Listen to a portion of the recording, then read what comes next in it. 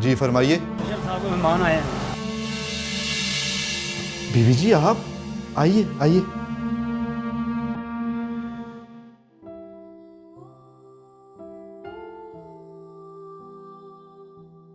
उठो भाई, साहब के मेहमान आए हैं। अरे इस वक्त आए? हाँ हाँ, साहब की अम्मा जी आई हैं।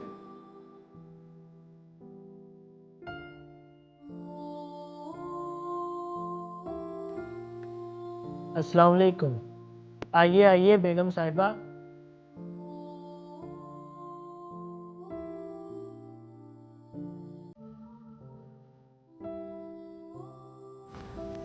आइए आइए बेगम साहिबा, बैठिए।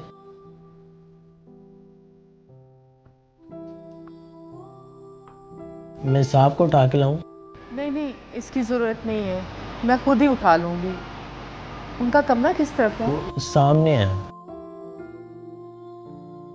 मैं आपके लिए चाय या नाश्ता लेकर आऊं? चाय दे दे। जी ठीक है।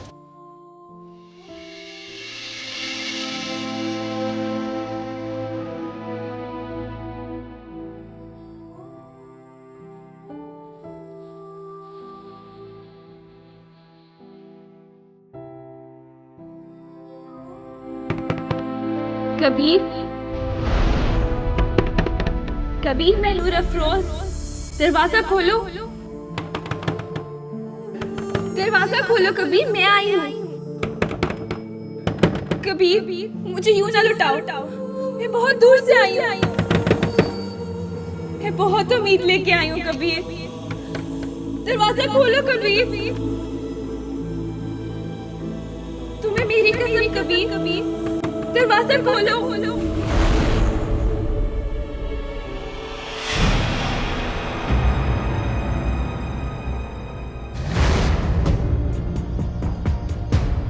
नूर अफरोज, नूर अफरोज, नूर अफरोज, नूर अफरोज, नूर अफरोज। कबीर, कबीर, दरवाजा खोलो।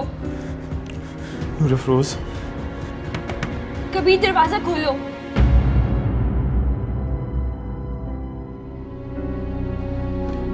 हमारे पास वक्त ज्यादा नहीं है।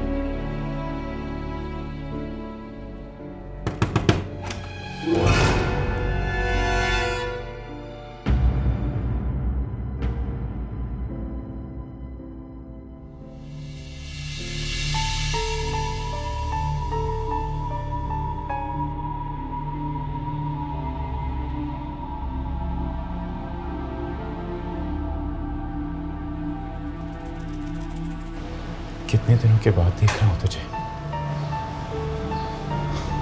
तुझे पता है, मैं भी ख्वाब में तुझे ही देख रहा था। मैं तो समझा कि अब बस हम दोनों एक दूसरे को ख्वाबों में ही देखेंगे। तुमने अच्छा नहीं किया है कबीर। मैंने जो कुछ भी किया तेरे लिए किया नूर अफरोज, तुझे हासिल करने के लिए किया। मेरा निकाह हो चुका है एहराम के साथ। छोड़ देगा वो तुझे?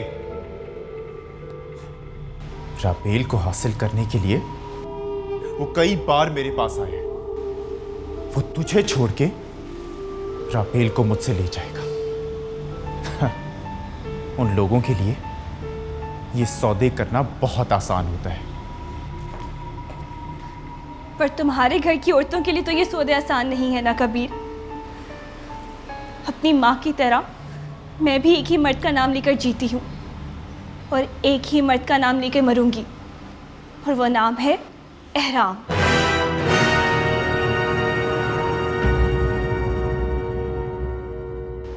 तो फिर तू मेरे पास क्या लेने आई है नूर अफरोज? मैं तुमसे ये कहने आई हूँ कबीर कि जो तुमसे एहराम मांग रहा है वो उसे कभी मत देना। तुम रापेल को तलाक कभी मत देना। तुम उसे अपने घर में बसा लो ताकि मेरा घर बस सके। मैं एहराम को उसके साथ नहीं बांट सकती। तू होश में तो है नूर अफरोज? ये तू मुझसे क्या मांग रही है? मैं तुम्हारे पास बहुत मान से आई हूँ कबीर। मैं जानती हूँ कि मैं कबीर से कुछ भी मांग लूँ वो मेरी झोली भर देगा। कबीर, तुम कुछ भी करके राबेल को अपने घर में बसा लो। वो तुम्हारे बच्चे की माँ बनने वाली है।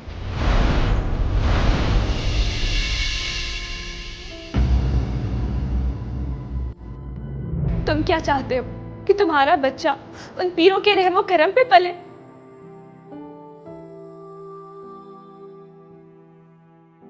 क्या तुम मेरे बाप की दास्तां को दोहराओगे? तुम में और मेरे बाप में क्या फर्क होगा कबीर? मेरे बाप ने सब रिश्ते बचाने के लिए मोहब्बत को कुर्बान कर दिया और तुमने मोहब्बत की खातिर एक रिश्ते को कुर्बान कर दिया। तुम दोनों बराबर के मुजरिम हो। राबेल ने तुमसे सच्ची मोहब्बत की, सारे जमाने से टकरा गई और तुमने उसके साथ यूं किया। अगर आज तुम डट के खड़े हो जाओ कि मुझे मेरी बीवी वापस चाहिए, तो उन लोग मजबूर हो जाएंगे तुम्हें राबेल वापस करने पे। और मेरे और राम के बीच राबेल नाम का वजूद हमेशा हमेशा के लिए गायब हो जाएगा। कबीर, मुझ पे ये एहसान कर दो।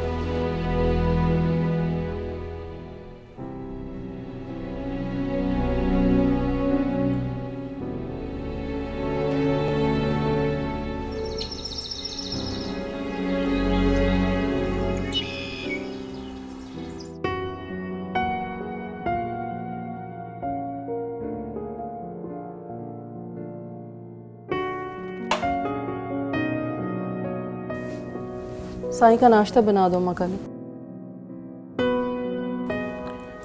वो जी बड़े सरकार तो नाश्ता करके चले गए। सुबह चले गए? कहाँ चले गए? वो तो पता नहीं जी, सुबह वो और छोटे सरकार दोनों ही निकल गए तड़के तड़के। फिर भी गए कहाँ? मुझे क्या पता जी।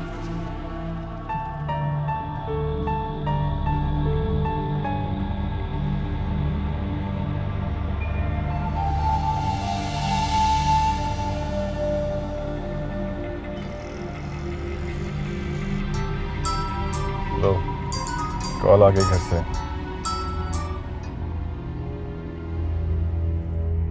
हेलो। हेलो। कहाँ हैं आप? एक जरूरी काम से जा रहा हूँ कहीं। कैसा जरूरी काम? और आप कहाँ जा रहे हैं? कहा ना, एक जरूरी काम है, उससे जा रहे हैं। बेबी प्लीज, होगा कोई जरूरी काम। आखिर ऐसा कौन सा जरूरी काम है जो मुझे बताया नहीं जा सकता? और एहराम कहाँ है? राम मेरे साथ ही है। पर आप दोनों जा कहाँ रहे हैं आखिर? आपने मेरी खैरियत के लिए कॉल की थी और हम खैरियत से हैं। जब आएंगे तो पता चल जाएगा। साईं, मैं अच्छी तरह से जानती हूँ कि आप लोग कहाँ जा रहे हैं। जब आप इतनी अच्छी तरह से जानती ही हैं तो फिर मेरा ख्याल है कि बहस की कोई गुंजाइश नहीं है। ये क्या सिलसिला है आखिर? और आपका क्या ताल्लुक है उनसे? चले ठीक है, मेरी तो आपकी नजरों में कोई हैसियत नहीं है, मगर राबेल तो आपकी भतीजी है ना। उसका घर उजाड़ने के पीछे क्यों पड़ गए आप? आप एहराम को लेकर उन 2 टके की औरतों को ढूंढने जा रहे हैं। देखिए बीबी, मैं किसी का घर बर्बाद नहीं कर रहा। जब वक्त आएगा तो सब कुछ पता चल जाएगा। प्लीज उस वक्त तक अपनी जबान को थोड़ा सा मोहतात रखें। मुझे तकलीफ होती है आपके मुंह से ऐसे सख्त अल्फाज सुन के।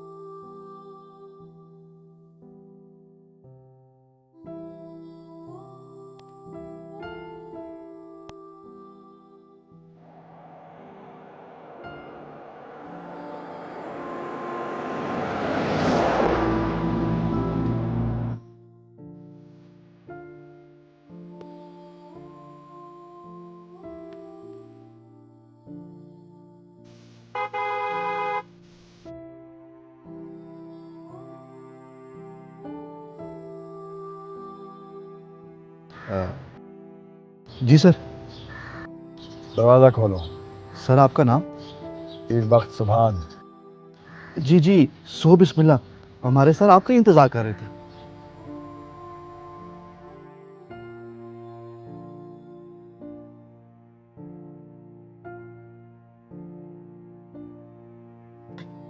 ऐसे मत देखो कबीर। आखिरी बार भी नहीं। नहीं, आखिरी बार भी नहीं। अपनी नजरों का जाविया बदल दो। तुम्हारी नजरों और तुम्हारी मोहब्बत की हकदार लखी महल में है। जितनी बहादुरी से तुमने उसे अपनी निगाह में लिया था, उतनी ही बहादुरी से तुम उसे अपनी जिंदगी में ले आओ।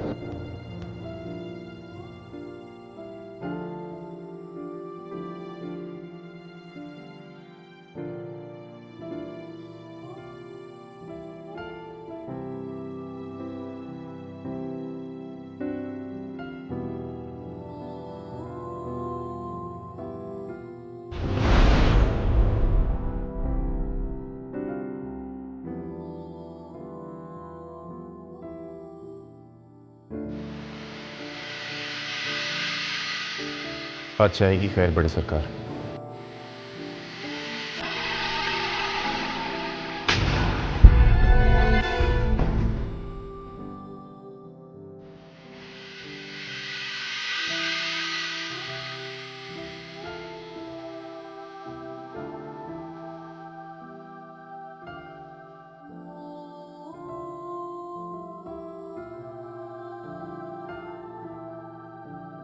ये थप्पड़ मैं तुम्हारे गाल पर ना मारता अगर तुमने इस तरह से मेरे कदमों पर झुककर अपनायत का इजहार ना किया होता।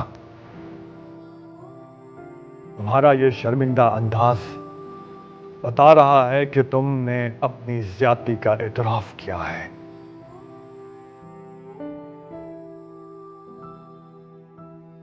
ज्यादतियां हमसे भी हुई हैं, लेकिन तुम्हारी और हमारी ज्यादती में फर्क सिर्फ इतना है कि तुमने ज्यादती दानिस्ता तौर पर की है, जबकि हमसे ज्यादती गैर दानिस्ता तौर पर मजबूरन हुई है। खुदा की कसम, अगर तुम लोगों का हिसाब हमारी तरफ ना निकलता होता तो आज एक खून मेरे अमाल नामे में शामिल हो गया होता, और वो खून होता तुम्हारा। बोलो, अब क्या इरादा है? हमारी इज्जत रखोगे या हमें जमाने में संसार करोगे? आपकी इज्जत रखूंगा बड़ी सरकार। इस वक्त वो प्रेग्नेंट है, इसलिए तलाक नहीं हो सकती। बच्चे की पैदाइश के फौरन बाद तुम उसे तलाक देने का वादा करो। मैं इसका बच्चा बाप बनकर नहीं पालूंगा ताया सरकार। बेटा, बच्चा पैदा होता ही कबीर के हवाले कर देंगे। दुनिया को यह बताएंगे कि वो बच्चा मर गया है। बच्चे के साथ साथ मुझे मेरी बीवी भी चाहिए बड़े सरकार।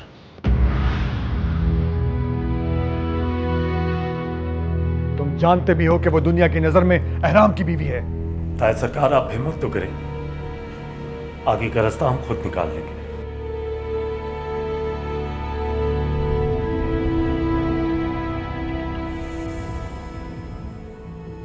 बड़े सरकार, मैं आपके शायाने शाह नहीं, लेकिन कुदरत ने जो लिख दिया है उसे निभाने में मेरी मदद कीजिए। ये तुम्हारी कोई नई ब्लैकमेलिंग है क्या?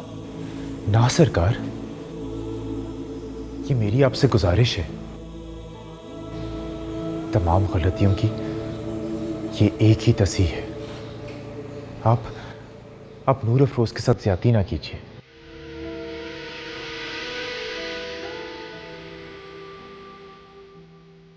मेरा वादा है आपसे, आपकी भतीजी को मुझसे कोई शिकायत नहीं होगी। मैं उससे हर नाता तोड़ चुका हूं।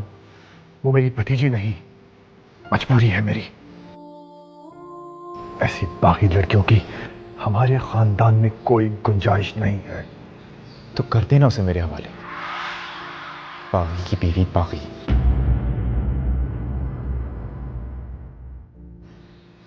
ठीक है, यूं तो यूं ही सही।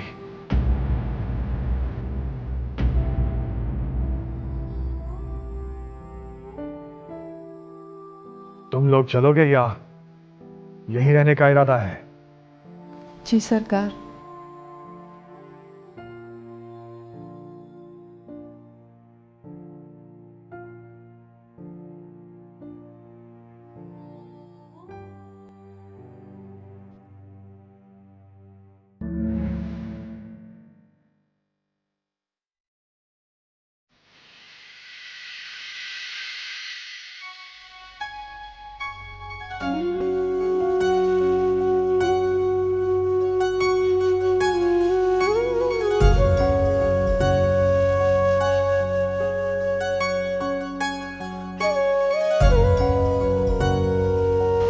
शुक्रिया कबीर।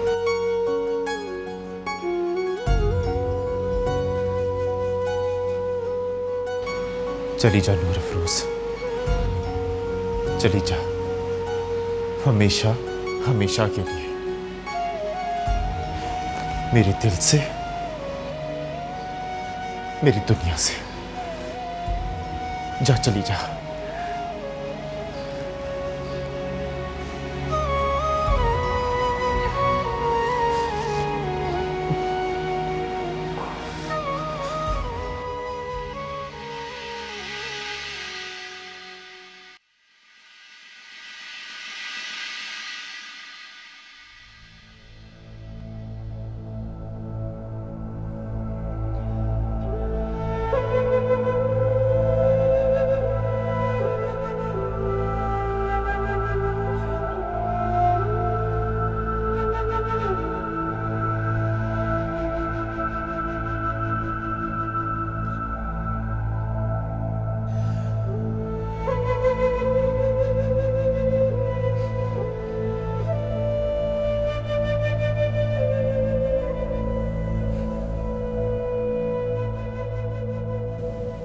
राबेल, बहुत बर्दाश्त कर लिया तुमने।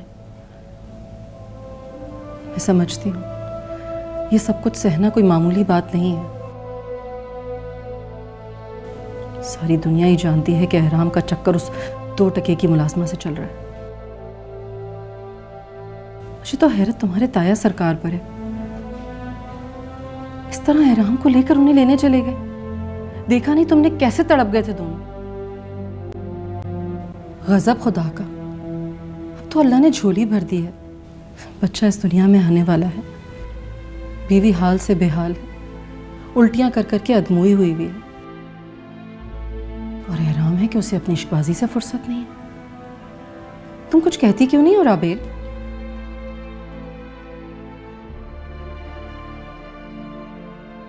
मेरे पास कहने सुनने को कुछ भी नहीं बचा। ये एहराम की अपनी मर्जी है, कि उसकी ज़िंदगी है, जिस तरह चाहे गुजारे। राबेल, मर्द को यूं आज़ाद नहीं छोड़ा जाता। निकाह करके सर पर बिठा देगा उस 2 टके की मुरीदनी को। सौतन बनाने में ज़्यादा देर नहीं लगाएगा वो उसे तुम्हारी। मैं सह लूँगी ताई जान। अरे क्यों सह लोगी? क्यों सहोगी तुम ये सब कुछ? मैं ऐसा हरगिज़ नहीं होने दूंगी। पर मुझे कोई एतराज़ नहीं है। राबेल, बस इतनी जल्दी हार मान ली तुमने? ऐसी लड़कियां ऐश करने के लिए होती हैं, बीवियां बनाने के लिए नहीं होती हैं। और वैसे भी कल कला को बहना और साले को पता चल गया तो तुम्हारे साथ साथ बनफ्शे का घर भी उजड़ जाएगा। कोई भी कुछ नहीं कहेगा आपको। जो भी नुकसान होगा सिर्फ मेरा होगा। ताईजान, बनफ्शे को कोई नुकसान नहीं होगा।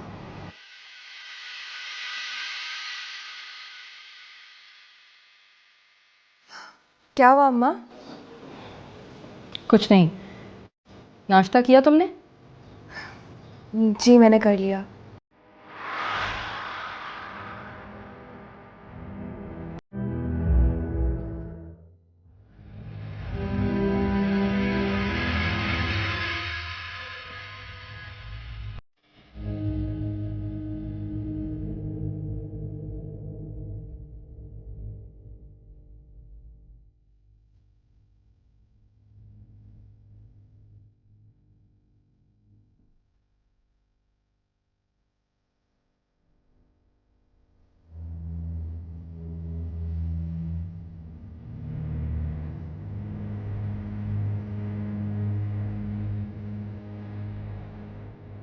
अरे अम्मा, क्या हुआ?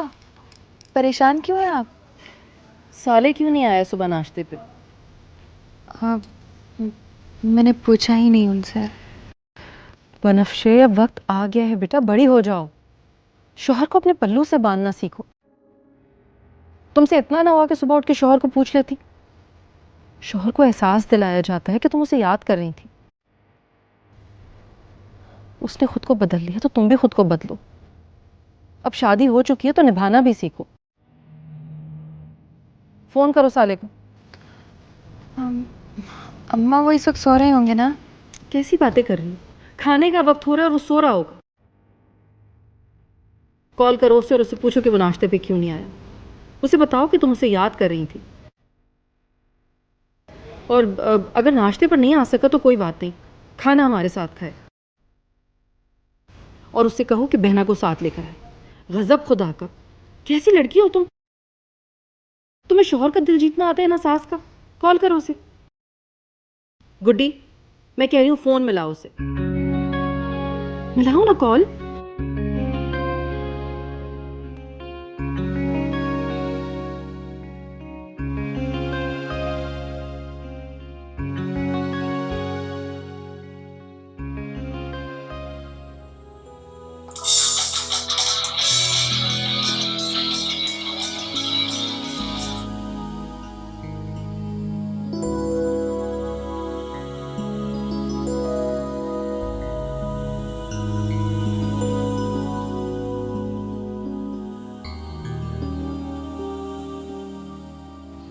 हेलो।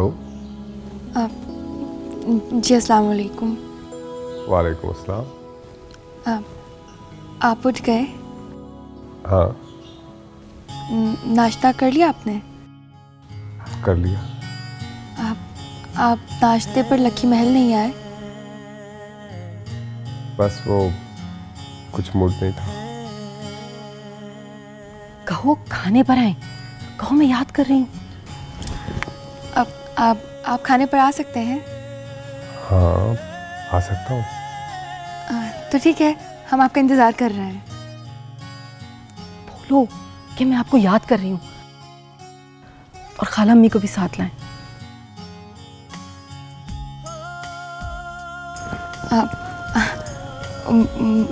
वो मैं आपको याद कर रही थी।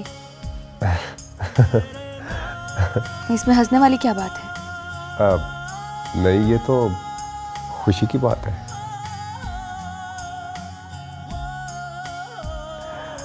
अच्छा ये बताएं कि कौन ये झूठ बुलवा रहा है आपसे? नहीं नहीं, कोई भी नहीं। मैं तो खुद से कह रही थी।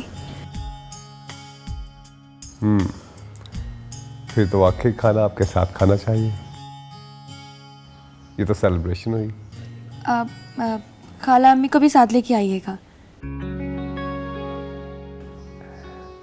जो हुक्म मेरे सरकार। अम्मा, क्या जरूरत थी मुझे ये ऑल फॉर कॉल करवाने की? उनको साफ पता चल गया कि मैं झूठ बोल रही हूँ। अगर झूठ है तो इसे सच करके बताओ और अपने शौहर को सचमुच याद किया करो। अरे तुम दोनों लड़कियां मेरे कहने से बाहर निकल गई हो। समझ ही नहीं आती तुम्हें बात। वो राबेल तो अपने शौहर से हाथ धो बैठी है। अब तुम भी उसी के नक्शे कदम पर चल रही हो। संभल जाओ। ये छोटी जात की लड़कियां ऐसे लड़कों की घात में होती हैं। ख्याल करो थोड़ा सा। अम्मा, क्या हुआ है? क्या क्या नहीं। तुम्हारा बाप एहराम को लेकर गया नूर अफरोज और मलका को लाने के लिए। पूरी कहानी बताई। अगर मजाले जो मेरी किसी बात पर यकीन करे। ये आदमी अपने हाथों से अपनी यतीम भतीजी का घर उजाड़ेगा। मुझे तो समझ नहीं आता कि ये चक्कर है किसका। आखिर ये दोनों औरतें हैं कौन और उनकी क्या लगती हैं? पता नहीं क्यों ये हमारे सर पर मुसल्लत कर दी गई हैं। आज आने दो उसे। आज फैसला होकर ही रहेगा। अम्मा, क्या हो गया है आपको? खुदा का वास्ते अब्बा जी को किसी भी किस्म का स्ट्रेस मत दीजिएगा। अरे अभी तो वो हॉस्पिटल से आए हैं। उनकी हार्ट सर्जरी भी होनी है। प्लीज अम्मा, किसी की भी खातिर उनको स्ट्रेस मत दीजिए।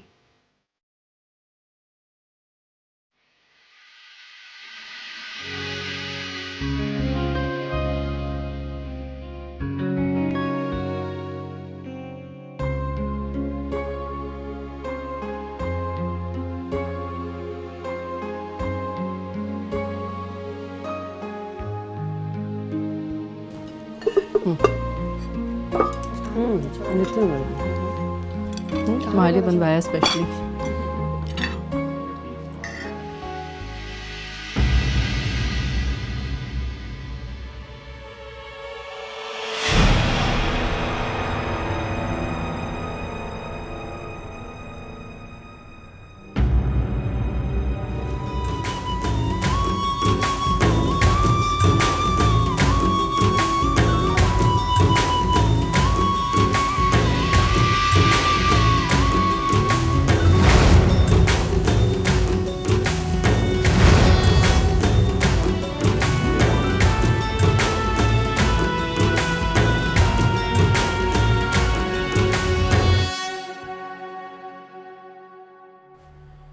सलाम हरजाई। वालेकुम अस्सलाम जेठ जी। सलामत है सरकार। वालेकुम अस्सलाम।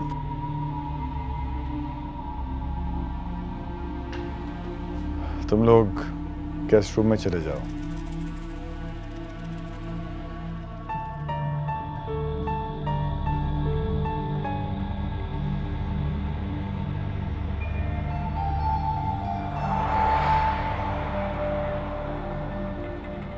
राबेल की तबीयत कैसी है अब? ड्रिप लगी हुई है उसे, ऊपर है। तुम खाना खाओ, मैं राबेल को देख कर आता हूँ।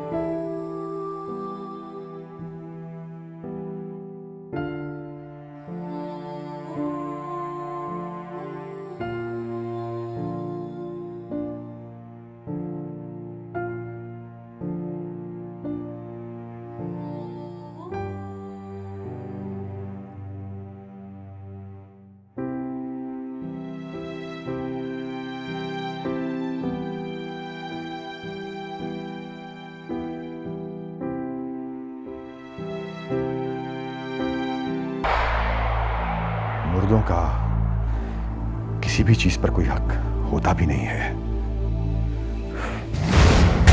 बताइए ना